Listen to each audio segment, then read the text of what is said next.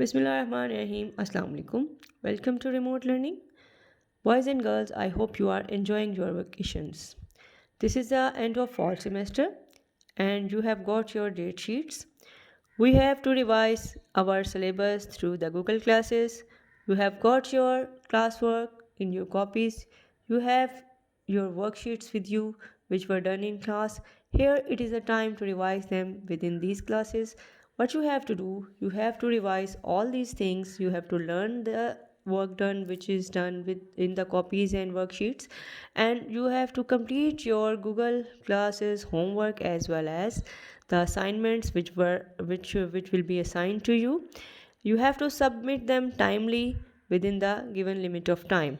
So this is your SST book for grade 5. So let's start with the revision of this first chapter, which is from the geography section. The name of the chapter is Our Country in the World. As the name indicates, it will show you the position and location of our country within the world map, the strategically important place of Pakistan within the region. This is a map which is showing you the placement of Pakistan within the world map. This map is showing you the three continents: Asia, Europe, and Africa. We are having the boundaries with the countries which are within the Asia, like India, China, Afghanistan, Tajikistan, and Iran. On the southern side, we are having the Arabian Sea. We can see one thing very clearly from this map, that Pakistan is having a good location and strategically important place as far as the approach to the Europe and Africa, and in the same way Asian countries is concerned. So let's see what is within the chapter. This is page number 2 of your book. This is showing you the location of Pakistan and its neighboring countries which are sharing border with this region. Pakistan is sharing border with Afghanistan, Iran, then India and China. In the southern side, we are having the Arabian Sea. On the same page, we are having the South Asian countries. These countries, they don't share border with Pakistan, but again they are having good term with Pakistan, as they are all the member of SAARC, which is an organization of South Asian countries. This is page number 3. This is showing you the important landforms of the subcontinent. Subcontinent is very important as far as its location and landforms are concerned, because it is provided with different landforms. The fertile plains are very important. They are providing the food supply to the half of the population of the world. The large amount of food crops are grown in both Pakistan and India and other Asian countries within the region, and the products are exported to the other countries to earn the foreign exchange. So here we will discuss about the landforms within the subcontinents. The purple area is showing you the high hilly mountainous regions. High mountainous regions more than 8,000 meter high, and the highest tallest mountains in the world, Mount Everest and K2, they are located within this region. Now the other important landforms, they include the hills. Hills are lesser in height as compared to the mountains, but these hills are very important as far as the tourism and the tourist attraction is concerned.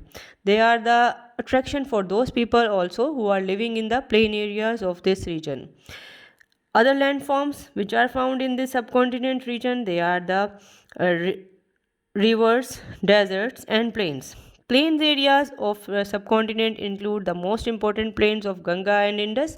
Both are supplied with the large water supply of river Indus and river Ganga. These landforms or plains are very fertile. They are growing large amount of crops which are demanded throughout the world, and the countries, they not only grow to fulfill their own needs, but they also export these crops in order to earn the foreign exchange. The landforms like deserts are also found over here within this region, and this is shown yellowish part with as yellowish part within this map. The deserts are those areas which are barren and they are having less water supply or less rainfall.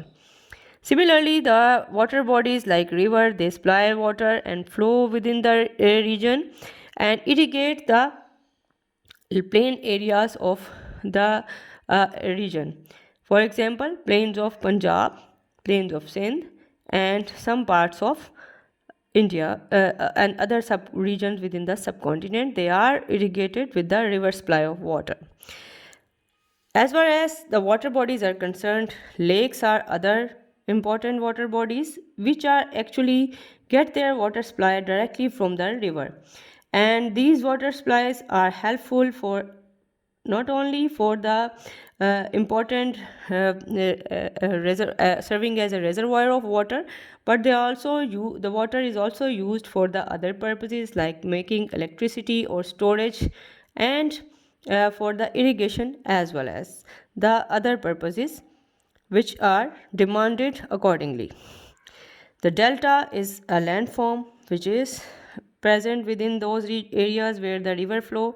It is actually formed by the deposition of the sediments which are carried by the river, and then it enters into the water. After passing through the delta, it enters into the sea. Water may be standing or moving within the region of delta. Then the plateau areas, they are the little bit higher than that of plain areas but lower than that of hills. The plateaus area, they may be fertile or may be barren. So this is page number 4 of your book. This is showing you the relief map of Pakistan. The green part is showing you the plain areas of Punjab and Sindh. The yellowish part is the desert region. The purplish is the mountainous region. So Pakistan is also provided and blessed with the important landforms like mountains, hills, and plain areas of the subcontinent. The most important, the river Indus plain is very important within the region of subcontinent, as this plain area is famous for the growth of multiple types of crops and grains. So let's see this page number 5. This is showing you the cross section. Cross section means it is showing you the different levels of landforms according to their height. The topmost is the highest one are the mountainous regions. The mountainous regions are shown in the two types. Some are the having the cover with they are covered throughout the year with the snow, and some are having the only the or some vegetation type of growth on them, but they are not covered with snow. The mountainous areas are including the Hindu Kush Karakoram range and Toba Kakkar range. In the same way, the Potohar Plateau is shown in this both. Here is the Potohar Plateau, which is a little bit higher than that of the flat plain areas. Similarly, there is a salt rain and plain area of Punjab and Sindh.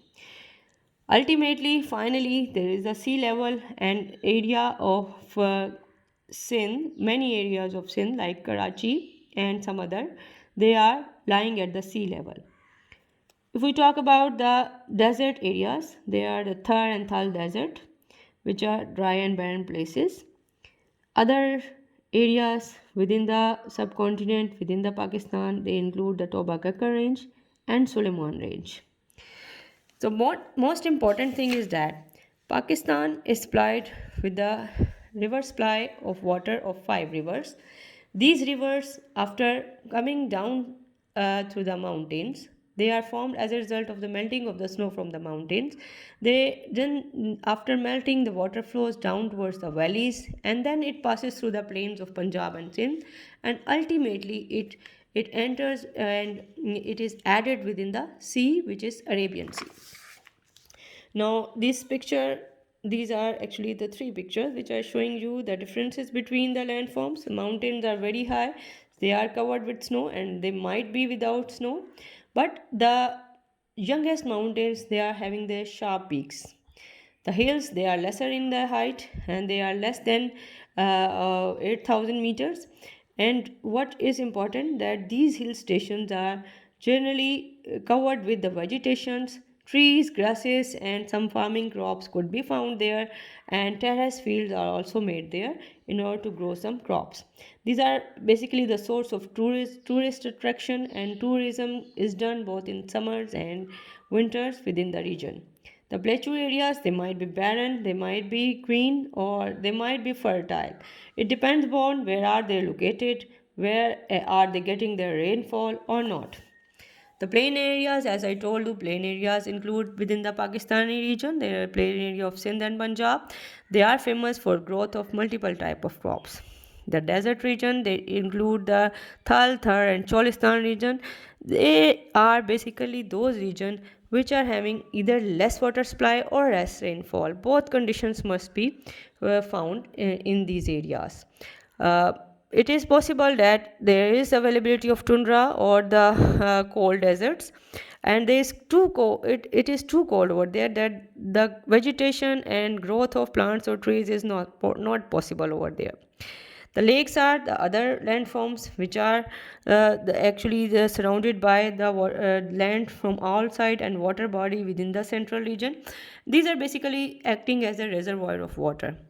So river mainly flow, and after joining together within, if we talk about the Pakistan, they join together at Panjnad and then they drain within to the Arabian Sea. So basically these landforms are important because these such type of landforms are not found in all the parts of the world. They are found within the few regions in the map, if we see the map accordingly. So we are blessed with the different landforms from where we can get different types of vegetation, food and crops as well. So this was your chapter and its main content. I have just revised few things for you. So now this is the time to revise the question and answer. The first question from your page number 8, the question number 1 is, where are the most Islamic countries located? Why are they in this part of the world? So this was done in your copies, but I am going to tell you again. The most Islamic countries are present within the Asia and Africa. In Europe, there is a tiny state of Albania where there are few million Muslims are found within that region of Albania. So this region, state of Albania was a socialist state first of all, but later it became the democratic country. Now, second question, the part B of this question is, in which part of the world there are no Islamic countries? So, Islamic countries, as I told you, they are found only in Asia, Africa, and a tiny state of Albania within the Europe. So, non-Muslim countries are not found within the North America, South America, Australia, Antarctica, and they are having Muslim population, but actually no Muslim country is located within these continents.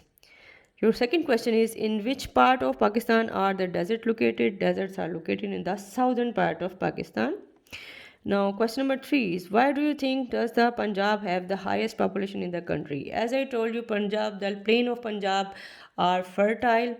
Punjab is getting the supply of water in the form of rain, and as well as rainwater is also added within the rivers, and rivers are also carrying the water which is coming down after the melting of the snow. So river supply of water, and along with that the rains which occur during the rainy season, they are the source of irrigation of the land, and the main occupation of the people who are living in the plain areas is the agriculture. So agriculture is the backbone of our country, and almost 90% of the peoples are related with this profession of agriculture. So our economy is relying on the agriculture. That's why the population is high in those areas where the agriculture is done. So we can say that is the reason why, due to that, the Punjab has the highest population, as this is the province which is having the where the people are having their main occupation as agriculture. So this was about your question and answers. Let's start with the revision of your worksheet. This is your first worksheet of your chapter number 1, our country in the world. Here are the fill in the blanks for you. I'm going to read few for you. The natural route through which the mountainous range is called the pass. An area of high flat land is known as plateau. Mountains are with the sharp peaks are the younger mountain. The Khyber and Bolan passes connect Pakistan with China. The Khyber Pass is historically important. The mountains are above 2000 to 3000 meters high. Mountains are highest lands. Hills are not as sharp as the mountains. The estuary makes a good harbor for the ships. Areas of the land at sea level are called the plains. So this was about the fill in the blanks of your chapter number 1 worksheet. Here are few statements which are either true and false. The first one is the hot dry place with the hardly any plant is called a plateau. False. This is the desert. Rivers are the bodies of frozen water. That is wrong. They are bodies of flowing water. When the river splits into smaller streams before falling into sea, it is known as delta. This is true. A tundra is cold, dry desert found in damp. No, this is found in the polar region. Now, if we talk about the third question, this is the third question of your worksheet is about the cross match of the columns. The name of the countries are given and their locations. We have to cross match them. Iran is found in west. Afghanistan is in northwest. China is in the northeast. India is in the east. Sorry. So the fourth question is about the labeling. Here is the Pakistan along with its neighboring countries, and fifth question is about some terms. Plateau is a high flat area of the land. Hills are the high areas more than which are very high above the sea level, but not as high as the mountains. Similarly, lakes are water bodies which are surrounded by land from all the sides. Plains are the areas which are at the lower level, or some are directly at the sea level. So that is all for your worksheet. I have revised both question answers and worksheets for you. So boys and girls, just make sure that you learn them and try to solve the worksheet that I have attached for you. Do it and submit it in the Google Classroom, and don't forget to do it according to time. Thank you very much. Allah Hafiz.